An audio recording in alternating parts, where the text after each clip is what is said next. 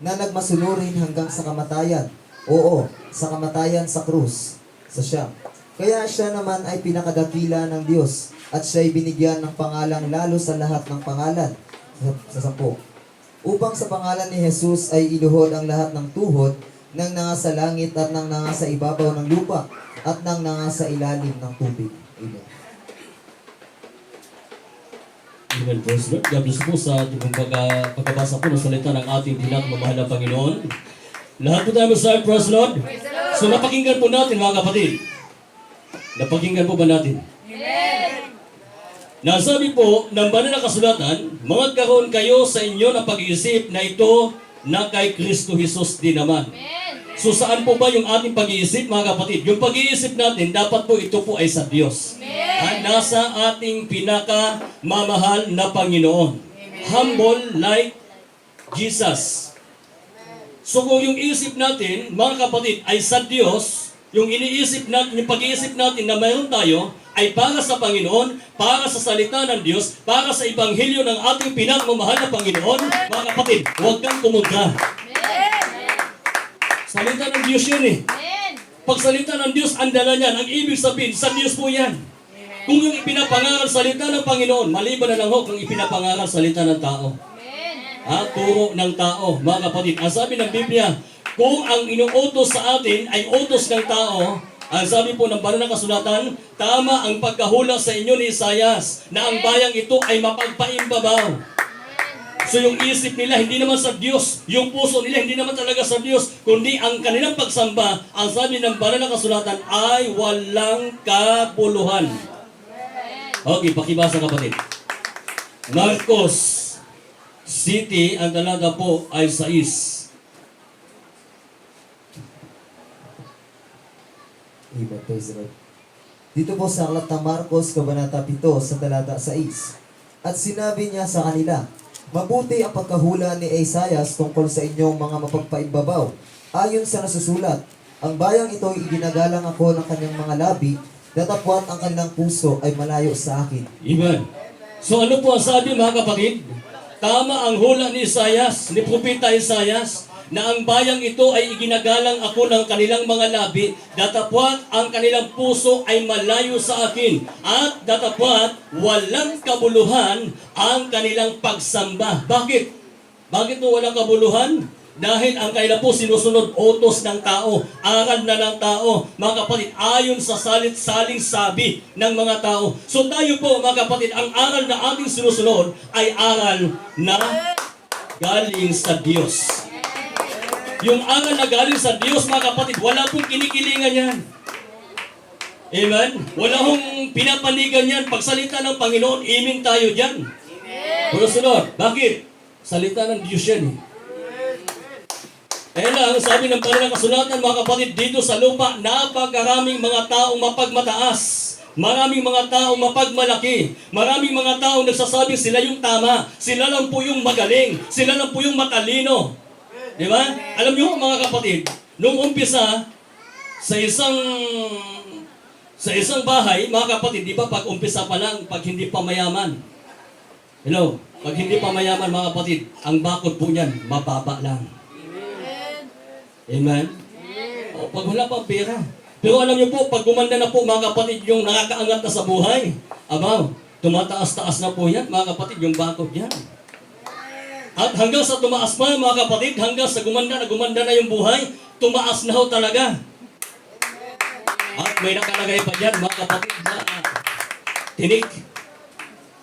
At hindi pa kontento sa tinik, lagyan pa talaga, mga kapatid, ng kuryente. Di ba? Pag kung sino yung papasok, magkuryente sila. At gagawin niya pa, mga kapatid, kukuha pa siya ng security guard. Dahil walang tiwala sa security guard, kukuha pa siya, mga kapatid, ng bodyguard. Kaya ang kanyang sabon, mga kapatid, safeguard. Palapakan muna natin ang ating pinakamahal na Panginoon. Dahil po tayo sa personal. Pero alam nyo ho, mga kapatid, mas maganda ho, na, kumbaga, pag yung tama lang, di ba? Tama lang po yung buhay. Ha? Malalapit sa iyo yung kapitbahay mo, mayroon ka bang kasirola diyan? Pahiram naman ang kasirola. Di ba? Naghihiraman.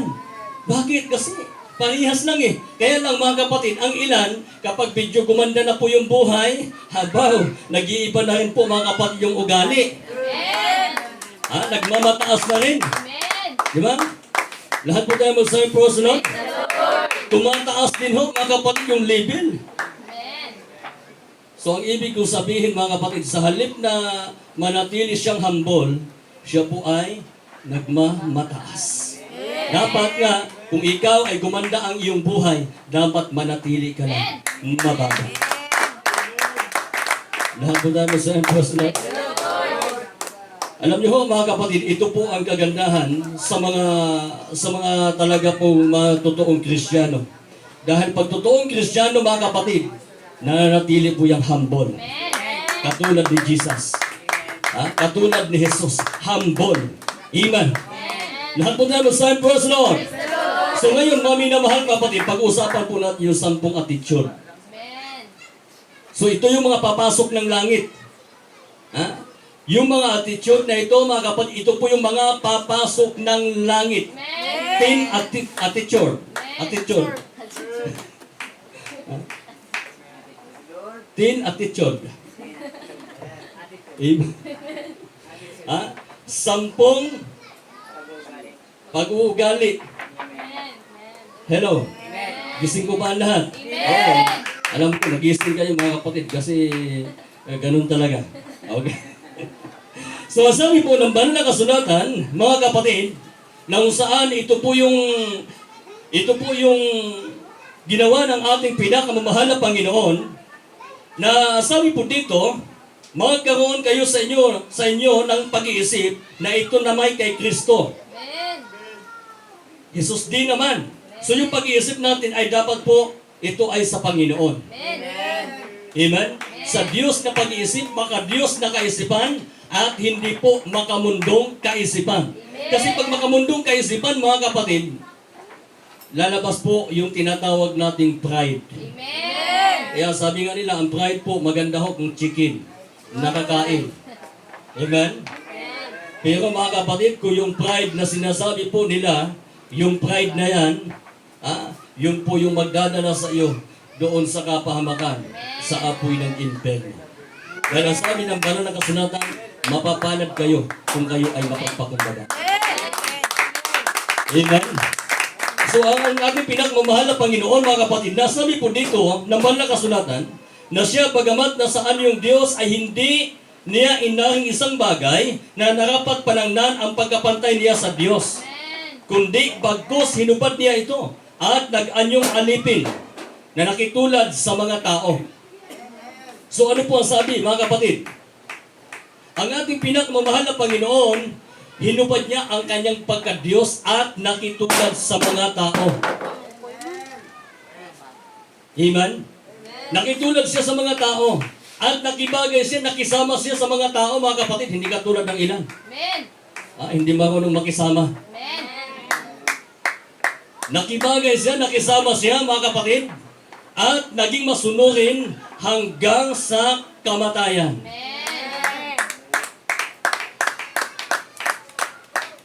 Nasabi po dito, na bagamat nasaan yung Diyos, ay hinubad niya ang kanyang pagka-Diyos at nakitulad sa mga tao. At palibhasay na sumpungan sa anyong tao, siya'y nagpakababa.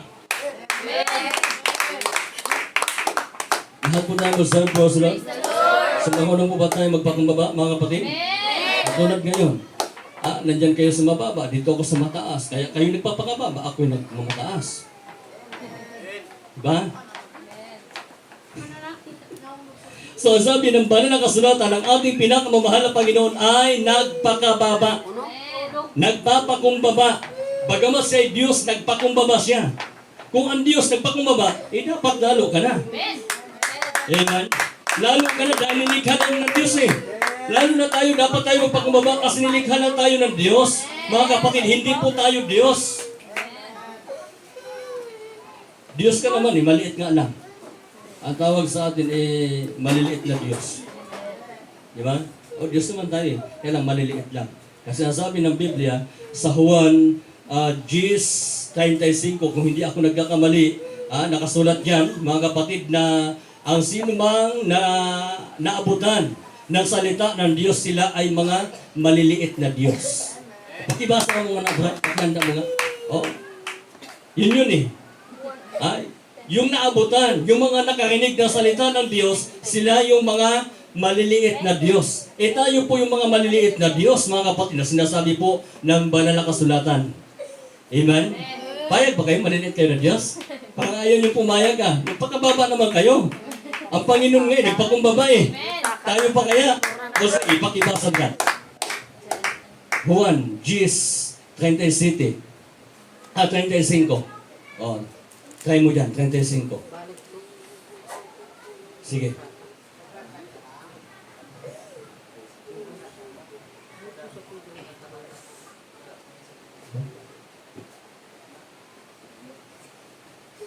Juan 10:35.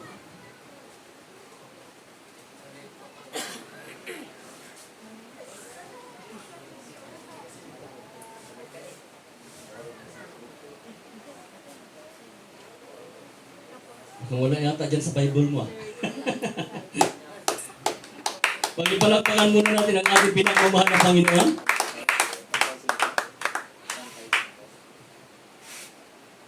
Amen po. Dito po sa aklat ng Juan, Kabanata 10, sa talata 35. Kung tinawag niya ang mga Diyos... 34. Umpisa naman sa 34. Dito po sa talata 34. Amen. Sinagot sila ni Jesus, "Hindi baga nasusulat sa inyong kautusan, aking sinabi, kayo'y mga Diyos?" Sa 35. Kung tinawag niyang mga Diyos, yaong mga dinatna ng salita ng Diyos, at hindi mangyayaring sirain ang kasulatan. Walagpakan natin ang ating pinagmamahal na Panginoon. So ano ang sabi, mga kapatid? Ang sabi ng ating pinagmamahal na Panginoon, nasusulat sa kautusan na kayo ay mga Diyos. So ang ibig sabihin, marami mga kapatid. Diba? Yung bawat dinatnan ng salita ng Diyos, sila ay mga Diyos at hindi po pwedeng sirain ang kasulatan. So sinabi ng ating pinagmamahal na Panginoon, Diyos kayo. Maliliit nga lang. Diba? Tayo po yung maliliit na Diyos. Kasi yung Diyos natin, yung Ama natin, malaki po yun, mga kapatid. Kaya nga Ama Amen? Kaya malaki siya. Siya yung nag-iisang Diyos na mga Diyos at hari ng lahat ng mga maliliit na Diyos. Alam muna natin ang ating pinagmamahal na Panginoon. So bilang Diyos na maliliit, mga kapatid, bilang anak ng Diyos, anak tayo ng Diyos, di ba? Anak pa kayo ng Diyos? Anak tayo ng Diyos, mga kapatid ko, kaya kung ang Diyos ay nagpakumbaba, dapat ganun din tayo. Amen? So ang sign ng pagpapakumbaba, mga kapatid, masunurin. Ang sign ng pagpapakumbaba, mga kapatid, ay lumalakad ayon sa kalooban ng ating pinakamamahal na Panginoon. Kung ang Diyos, mga kapatid, ay nagpakumbaba, dapat ganun din po tayo na mga nilikha ng ating pinakamamahal na Panginoon. Lalong-lalo na tayo po ay nagsasabing anak tayo ng Diyos. Amen? Kasi yung anak ng Diyos, mga kapatid, tulad ni Jesus, siya po ay lumalakad talaga ayon sa kanyang kalooban. Amen? Amen. Dahil ang sabi nga ng banal na kasulatan, mga kapatid, dito sa ating pong binasa kanina, na ganito ang sinabi, at palibhasa ay nasumpungan sa anyong tao, siya ay nagpakababa sa kanyang sarili, at nagmasunurin hanggang sa kamatayan. Oo, sa kamatayan sa krus. Kaya siya naman ang pinakadakila ng Diyos, at siya ay pinigyan ng pangalang lalo sa lahat ng pangalan, upang sa pangalan ni Jesus ay iluhod ang lahat ng tuhod na nasa langit at nasa ibabaw ng lupa at nasa ilalim ng lupa. Siya po ay binigyan, mga kapatid, ng pangalan na higit sa lahat ng pangalan. Bakit? Kasi upang sa pangalan ni Jesus, sa pangalan ng ating pinagmamahal na Panginoon ay iluhod ang lahat ng tuhod. Lahat ng tuhod ay iluhod. O sino ditong mga tuhod na may mga kalyo na? Hindi kayo lumuluhod. Walang kalyo pala yan Sino dito yung tuhod na may kalyo? Yung tuhod na may kalyo, katulad Gabini, may kalyo yan. Palapakan muna natin ang ating pinakamahal na Panginoon. Lahat ito mo sa Lord. Upang sa pangalan ni Jesus ay iluhod ang lahat ng tuhod. Lahat ng tuhod ay iluhod kanino? Sa pangalan ni Maria. Sa pangalan ni Santo Niño. Sa pangalan ni Pablo. Sa pangalan ni Pedro. Sa pangalan ni San Joaquin. Sa pangalan ni San Pedro Caludsod. Sa pangalan ni Jesus, iluhod ang lahat ng tuhod ng lahat ng tao sa ibabaw ng lupa o sa ilalim ng lupa o sa ilalim ng tubig. Walang ibang pangalan na ibinigay sa mga tao na dapat paglingkuran ng tao o sambahin ng tao. Kundi ang pangalan lang ho ng ating pinakamamahal na Panginoong Jesus. Amen? Amen. Kaya sabi po ng ating pinakamamahal na Panginoon, mga kapatid, upang sa pangalan ni Jesus ay iluhod ang lahat ng mga tuhod na nasa langit at na nasa ibabaw ng lupa at na nasa ilalim ng lupa. So, yun ho mga kapatid, ang ating pong unang maalaman dito na kailangan po natin kung mayroon tayong luhuran, hindi kung sino man, kundi ang ating pinakamamahal na Panginoon. Siya lang po mga kapatid ang ating pong luluhuran. At siya lang po ang ating pong susundin. Amen? At kung ang ating pinakamamahal na Panginoon pakumbaba, dapat din ho tayong matuto rin magpakumbaba. Amen? So, umpisahan na po natin ang ating pong pag-aaral, mga kapatid. Umpisahan na po natin. Ito pala yung pag-aaral natin. Ngayon pa lang tayo mag-aaral. Kasi ang ating pong pag-usapan ngayon mga kapatid ay 10 attitude. 10 attitude. 10 pag-uugali. At ang mga pag-uugaling ito po yung mga papasok ng langit. Umpisa na po natin. Amen daw. Sige. Baka mamaya di na kayo maka-amen eh. Baka hindi na tayo maka-amen mamaya nito kasi ito na yung, kumbaga, papasok na tayo eh. Papasok na tayo mga kapatid. Umpisahan na natin yung ating pong diagnosis. Okay. Ang sabi po mga kapatid ng Mateo, Kapitulo 5, ang talata po ay 3. Umpisahan muna natin dito sa 3.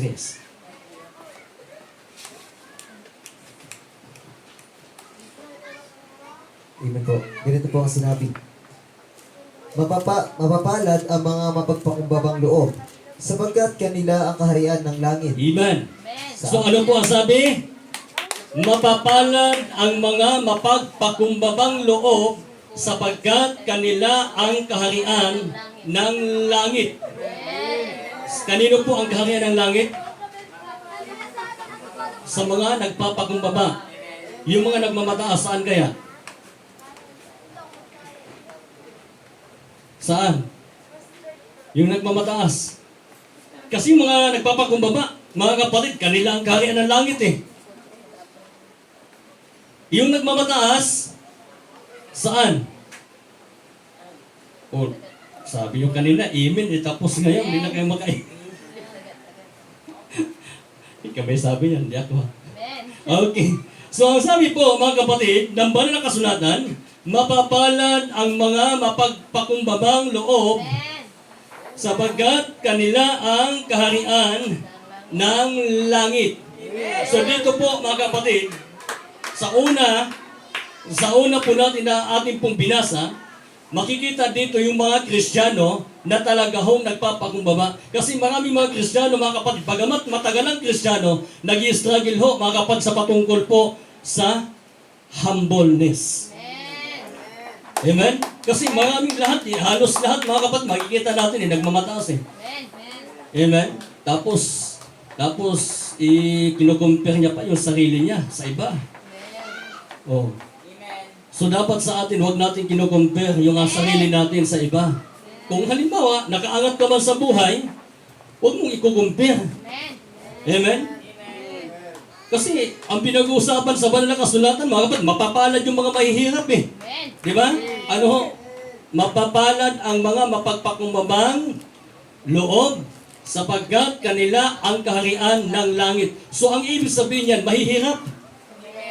Mapapalad kayong mga mahihirap sapagkat kaninyo ang kaharian ng langit. Pili kayo. Kayo yung mayaman o kayong mahirap? Ha? Gusto nyo mahirap o mayaman? Saan? Ha? Kasi yung mga mayayaman, mga kapatid, mapupunta ko yung impyerno. Mayayaman na hindi naglilingkod sa Panginoon, ha? At mayayaman na mapagmataas. Mayayaman na mapagmalaki. Mapupunta ko yun ng impyerno. Pero mayayaman, mga kapatid, na pinagpala ng Diyos, yumaman, gumanda ang buhay, naglingkod sa mahal ng Panginoon at naging tapat sa Panginoon at nagpapakumbaba, sila po yung papasok ng langit. Amen? Pero tandaan po natin mga kapatid, mahirap at mayaman, pantay-pantay lang po tayo sa tingin ng Diyos. Kaya lang, ang kaibahan kasi ng mayaman, mga kapatid, maganda ang buhay. Ang kaibahan naman kasi ng mahirap, mga kapatid, kapag mahirap kasi, minsan, wala hong makain. Diba? Kasi, yun po ang sabi ng banal na kasulatan eh. Okay, bakit tuloy kapatid? 6 at 4. Amen po. Dito po sa talata 4. Mapapalad ang nangahahapis sapagkat sila'y aaliwin. Ano po ang sabi?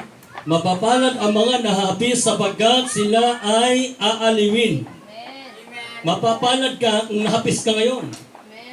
Mapalad ka. Aaliwin ka ng Diyos. Sa kalungkutan mo, sa problema mo, sa pinagdadaanan mo ngayon, ang Diyos ang aaliw sa iyo. Aaliwin ka ng Panginoon. Kakausapin ka ng Panginoon. O anak, huwag ka nang malungkot.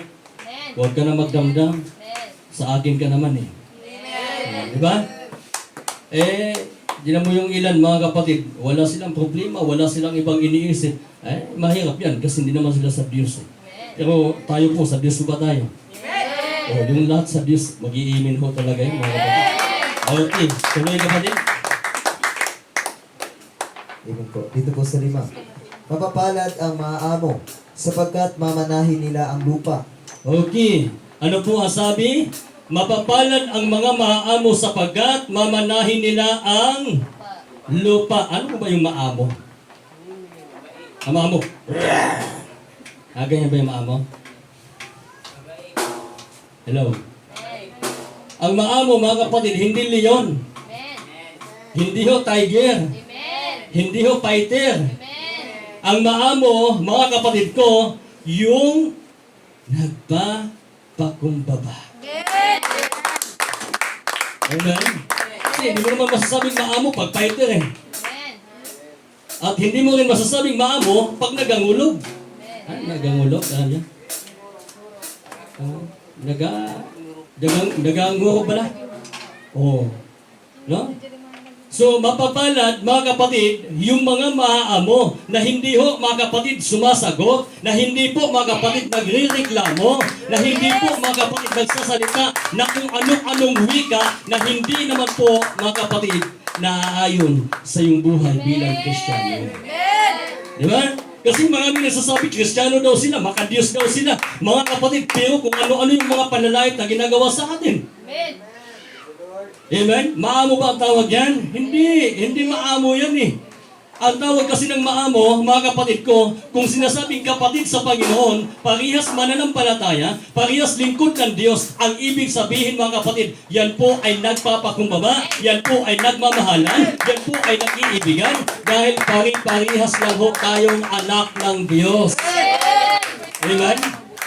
Sabi nga ng mahal ng Panginoon eh, sabi ng mga apostol, sabi ni Juan, Panginoon, mayroon dito nangangaral, gamit ang iyong pangalan, Panginoon. Pero hindi natin ito kasama, ibang grupo to Panginoon eh. Nagpalayas ng mga demonyo, gamit ang pangalan mo, pinagbawalan namin, Panginoon. Hello? Ano ang sagot ng Panginoon sa kanila? Ang sagot ng mahal na Panginoon, mga kapatid, na sila po ay nangangaral na salita ng Panginoon at nagpapagaling na kung anumang uri ng sakit, mga kapatid, o nagpapalayas ng anumang gawa ng kaaway. Ang sabi po ng banal na kasulatan, ang sabi ng ating pinakamamahal na Panginoon, ang hindi laban sa atin ay kapanig natin. Amen? Amen. So sabi ng ating pinakmamahal na Panginoon, ibigin ninyo ang inyong mga kaawan. Ipanalangin pa ninyo mga kapatid. Pinag-pray po ba ninyo yung kaaway ninyo? Oo, ipag-pray natin. Amen? Kung may nalalait sa'yo, ipag-pray mo, ipanalangin mo. Huwag naman sabihin mo na, may nalalait sa'yo, matisod ka sana. Matipalo ka sana. Huwag naman ganon. Ipag-pray mo na pagpalain. Amen? Pag inuusik ka, ay pag-pray mo na, pagpalain siya. Magpasalamat ka pa. Lahat po tayo mag-sign po sa Lord. Okay. Nakailan na ba tayo? Kailan na? Ha? Isa pa lang daw eh. Okay. May nagsabing isa, may nagsabing dalawa, at may nagsabing tatlo. Sana po ba tayo mga kapatid? Ha? Sais. Okay. Sa sais po tayo mga kapatid. Amen po. Ganito po ang sinasabi. Mapapalad ang nangagugutom at nangauuhaw sa katwiran, sapagkat sila'y bubusugin. Amen. So ang sabi po dito, mapapalad ang mga nagugutom at nangauuhaw sa katwiran, sapagkat sila'y bubusugin. So kung tayo po mga kapatid ay nauuhaw. Uhaw na po ba kayo? Kung kayo po ay nauuhaw mga kapatid sa katwiran, at nagugutom kayo sa katwiran, kayo ay bubusugin ng ating pinakamamahal na Panginoon. So yung gutom dito na sinasabi mga kapatid, hindi po ito literal na nagugutom ka sa pagkain. Yung gutom na tinutukoy po dito mga kapatid, ito po yung mga Kristiyano, mga mananampalataya na laging iniisip puro mabuti. Laging iniisip puro kabutihan. Kahit ginawa na silang masama, mabuti pa rin ang kanyang ibinabalik. Amen? Di ba? Ang dami sa panahon natin ngayon, mga kapatid. Di ba? Kung ano-ano mga sinasabi sa atin, mga paninira laban sa atin, pero suklian pa rin natin ng kabutihan. Kasi sabi ng Biblia, mapapalad ang mga nagugutom sa katwiran, nauuhaw sa katwiran, sapagkat sila ay bubusugin. So yung mga nalalait sa atin ngayon, yung mga naninira sa atin ngayon, kung ano-ano mga sinasabi sa atin, pagdating ng araw, sila yung gutom. Di ba? Oo. Tama?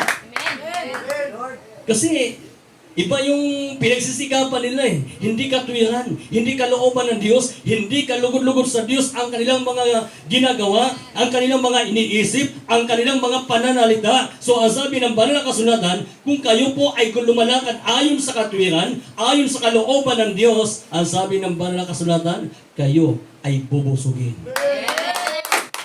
Amen? So, sino dito yung gutom? May gutom po ba dito?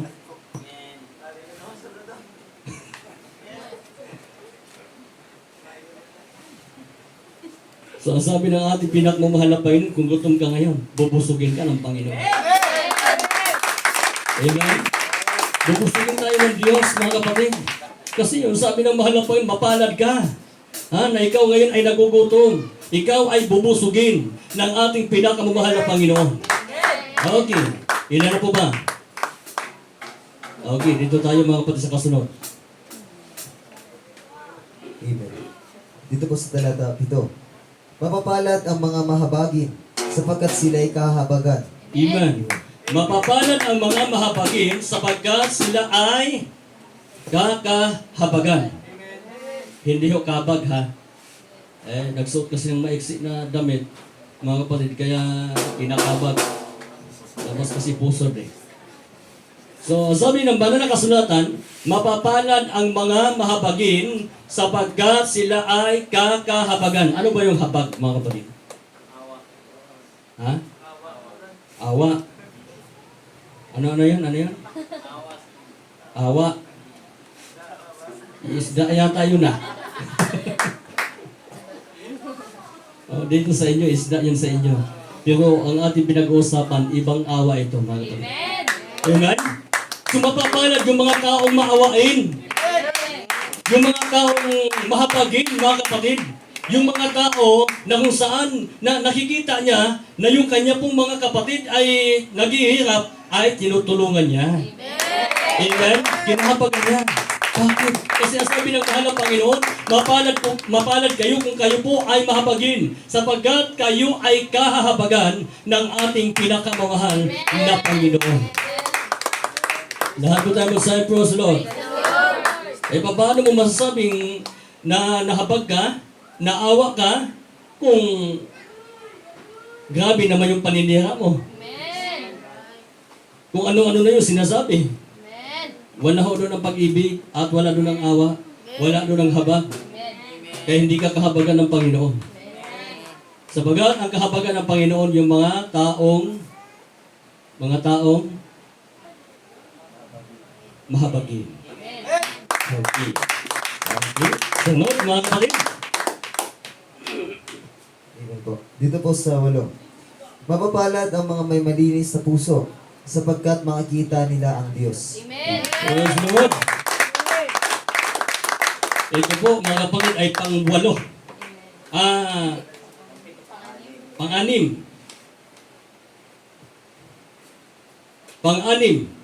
So ano po ang nakalagay? Mapapalad ang mga malinis na puso sapagkat makikita nila ang Diyos.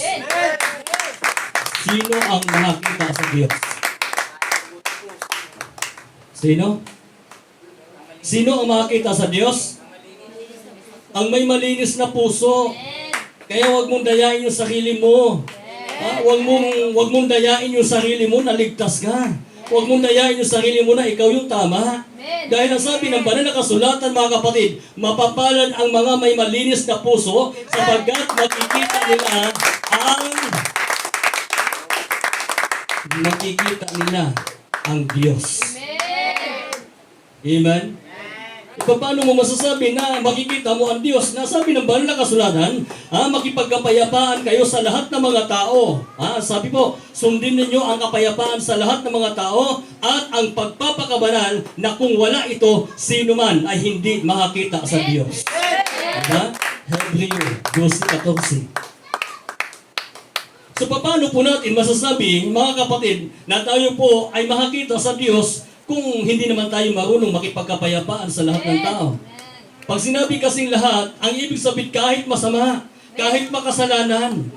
Amen? Makipagkapayapaan ka, lalo na kung parehas mananampalataya. Lalong-lalo na kung parehas magkapatid sa Panginoon. Amen? Hindi naman magkapatid tayo sa Panginoon, ibang church kami. Di ba? Ibang church. Mismo nga ang ating pinakamamahal ng Panginoon nagsabi. Ang sabi niya, ang hindi laban sa atin, kapanig natin. Amen? Kaya yung mga laban sa atin, mga kapatid, iba po ang espiritu na nasa kanila. Ang espiritu nila, yun po yung tinatawag na over-righteous. Ano ba yung over-righteous? Ano ba yun?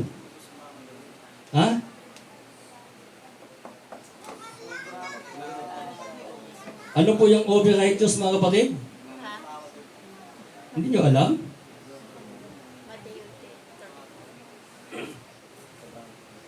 Mapagmataas. Mapagpaimbabaw. Amen? Iniisip niya siya yung tama. Iniisip niya sila lang yung tama. Tayo mali. Di wow? May sarili yata kong version eh. Amen? May sarili yata ang Biblia, mga kapatid. Siguro nung hindi pa sinulat ang Bible, nandun na siya. Lahat po tayo magsabi, praise the Lord. Iyan ba na nakasulatan, mga minamahal mga kapatid, ito po ay mensahe ng Diyos para sa atin. Para sa lahat ng tao. Amen? Kasi yung kakausapin ng Diyos, tao. Kaya may ginamit ang Diyos na tao para ipahayag, mga kapatid, ang kanyang mensahe sa mga tao. Diba? Dahil ang ililigtas niya, tao. Kaya huwag mo sabihin na titisurin. Minsan sinasabi, titisurin raw. Ay, saan yung natitisod dyan, mga kapatid? Mayroon po ba natitisod dito? Wala naman yata eh. Doon yun sa kanila. Doon yun sa kanila, mga kapatid, may natisod. ang ating pong ipinapahayag, mga kapatid, ay salita ng Diyos. Amen? Salita ng Diyos para sa ikaliligtas ng bawat sumasampalataya. So huwag nating angkinin na ikaw lang yung maliligtas. Lahat po tayo sa first love. Kasi kung sabihin mo ikaw lang yung maliligtas at yung ilan hindi maliligtas, ang sabi ng banal na kasulatan, isa lang ang tagapagbigay ng hukom. Di ba? Isa lang yung magbibigay ng hukom, ang mahal na Panginoon. Amen? Kung hukman mo ang iyong kapwa, hindi ka na tagatupad ng kautusan. Kundi ang tawag sa iyo ay tagahukom. Sa banal na kasulatan, isa lang po yung maghukom ang Panginoon. Kaya huwag nating i-judge, mga kapatid, ang sino man. Hanggat kung nakikita mo, pwede mo sa i-judge noong oras na yun. Pero bukas, makalawa, tatlo, huwag ka na. Nagkakamali ka na, mga kapatid. Nagkakasala ka na. Amen? Lahat po tayo sa personal. So ngayon, ang sabi po ng banal na kasulatan, mapapalad ang mga may malinis na puso sapagkat makikita nila ang Diyos. So yung may malinis na puso, mga kapatid, ito po yung mga Kristiyano na maunawain, mahabagin, maintindihin. Ito po yung mga Kristiyano, mga kapatid, na kung saan siya po ay mayroon po mapagpagpaglaban.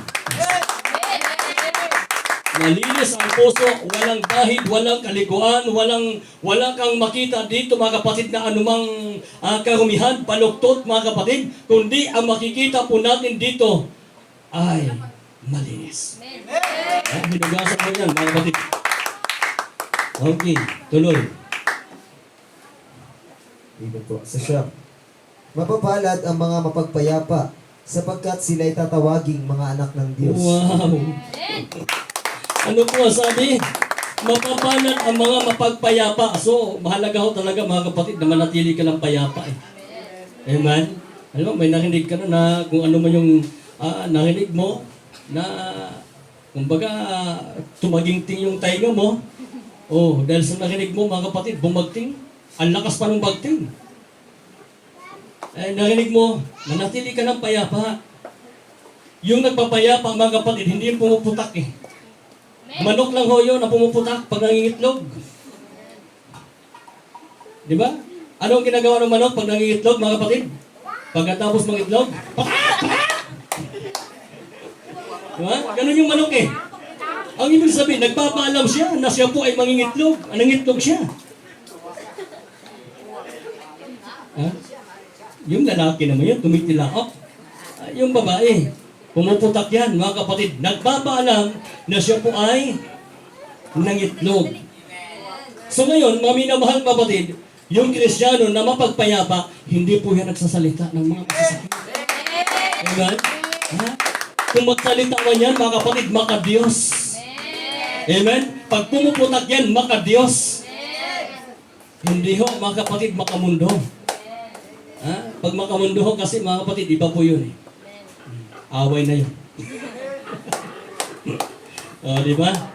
Pero kapag mga anak ng Diyos, bagamat minsan, may mga bagay na hindi ho nagkakaintindihan, mga kapatid, pinadaan sa usapan.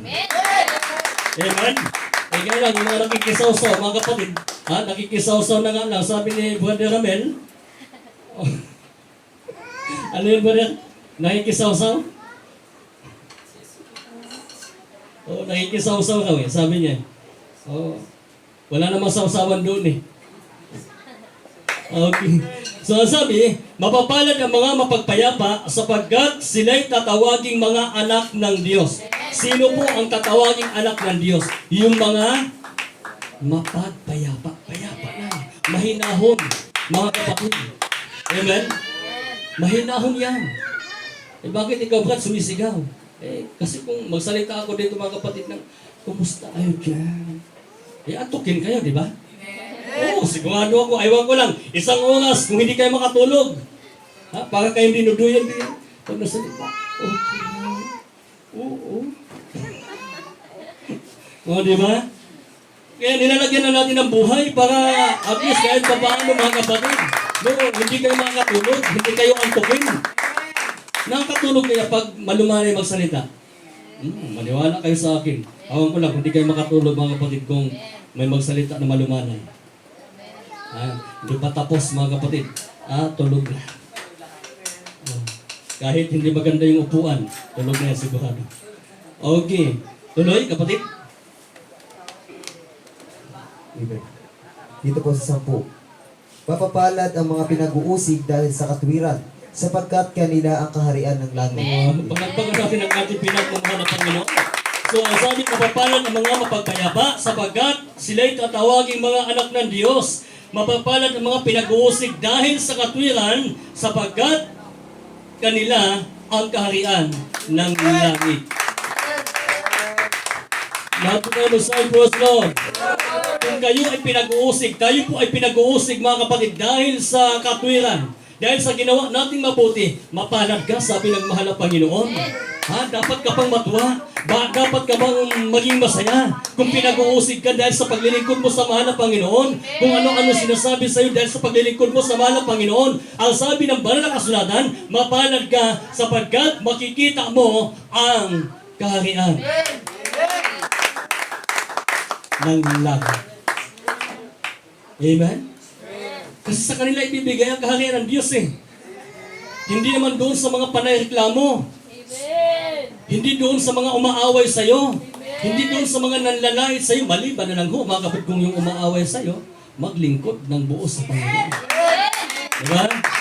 At maging malinis ang puso, maglingkod sa Diyos, malinis ang puso, ayan, makakasama mo yan doon sa langit. Ay, ito yung dati kong kaaway. Ito yung umaaway sa akin dati. Ito yung mga lumalait sa akin dati. Congrats kapatid, nandito ka pala. Di ba? Tama? Lahat po tayo mag-serve po sa Lord. Bakit kasi? Nilinis na yung puso eh.